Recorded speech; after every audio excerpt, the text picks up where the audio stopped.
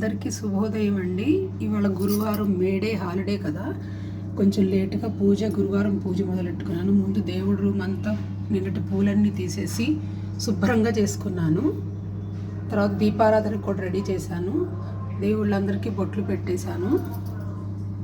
ఇది దేవుడు రూమ్లో మనం కూర్చున్న లెఫ్ట్ సైడ్ గుమ్మం మీద నేను దేవుళ్ళ కోసం వాటర్ పెడతానండి. దీనికి స్వస్తిక్ గుర్తు తీసుకుని కుంకుమ పసుపుతో అలంకారం చేస్తాను, గంధం రాసి. ఈ నీళ్ళు ఎప్పుడు దేవుడి రూమ్లో ఇట్లనే ఉంటాయి, మళ్ళీ రేపు మారుస్తాను. అలాగే కలశానికి కూడా నేను గంధము బొట్లు పెట్టుకుంటాను. ఇది ఇలాచీ పౌడర్ అండి. నేను ఈ కలసం వాటర్లో కొంచెం ఇలాచీ పౌడర్ వేస్తాను. అలాగే ఇది పచ్చకర్పూరం. ఈ పచ్చకర్పూరం కూడా కొంచెం ఈ కలసం వాటర్లో వేస్తాను. దీంట్లో ఒక వెండి స్పూన్ వేసుకుంటాను. దేవుళ్ళకి నైవేద్యం అది పెట్టడానికి ఈ వాటర్ అన్నమాట. ఇదేమో దేవుడి రూమ్లో ఉంచుతాను. ఇదిగోండి ఇక్కడ పెట్టుకుంటాను. ఈ కలసం గ్లాస్ ఇక్కడ పెట్టుకుంటాను. తర్వాత పసుపు కుంకుమలు ఇక్కడ ఉంచుతాను. దీనికి ఒక పళ్ళెం పెట్టుకుంటాను. మనం ఏదన్నా చేతులు అవి కడుక్కోవడానికి ఈ పళ్ళెం పెట్టుకుంటాను. ఇది మనం దేవుళ్ళకి చూపించిన ఆచమనం చేసిన నీళ్ళు అన్నీ దీంట్లో పోస్తాయి. ఇది తీర్థంగా తీసుకుంటాం మేము. ఆచమన్యం చేయడానికి ఒక గ్లాస్ వాటర్ విడిగా తీసుకుంటాను. ఇది మనం తాగిన తర్వాత ఇది దేవుడికి ఉపయోగించకూడదు. ఎప్పుడు మనం దేవుడికి కలసం వాటరే ఉపయోగించాలి.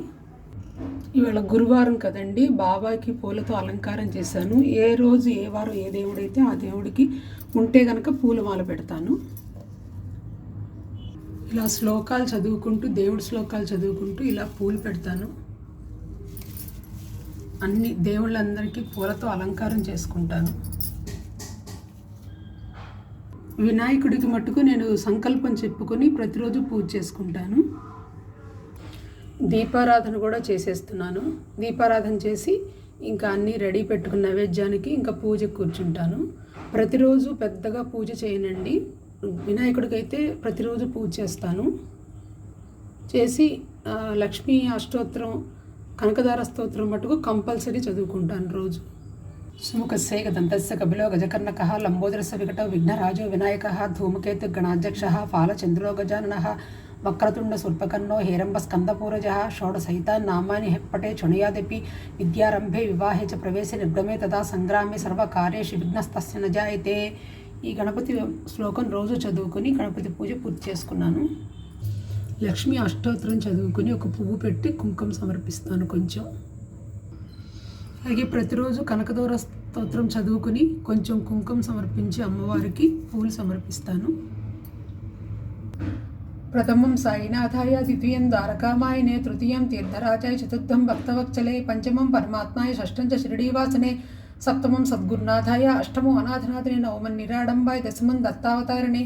ఏతాని దశ నామాని త్రిసంజ్ఞః పటే నరః సర్వకష్ట భయాన్ముక్తో సాయినాథ గురో కృపాః. ఇవాళ గురువారం కదా, సాయి బాబాని ఇలా స్తోత్రంతో కొలుచుకొని పూలు అలంకరిస్తాను.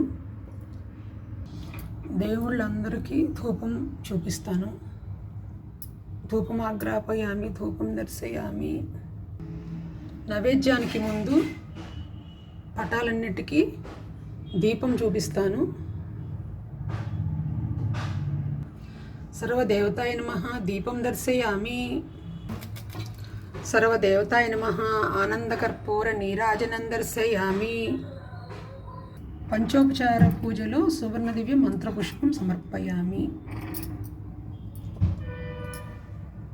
ఓం శ్రీ మహాగణాధిపతే నమః ఆత్మప్రక్ష నమస్కారం సమర్పయామి. ఛత్రచామర గీత నృత్య ఆందోళిక అస్వరణ గజరణ సమస్త రాజోపసన మనసా సమర్పయామి. శ్రీ మహాగణాధిపతే నమః సర్వదేవతాయ నమః సర్వోపచారం సమర్పయామి.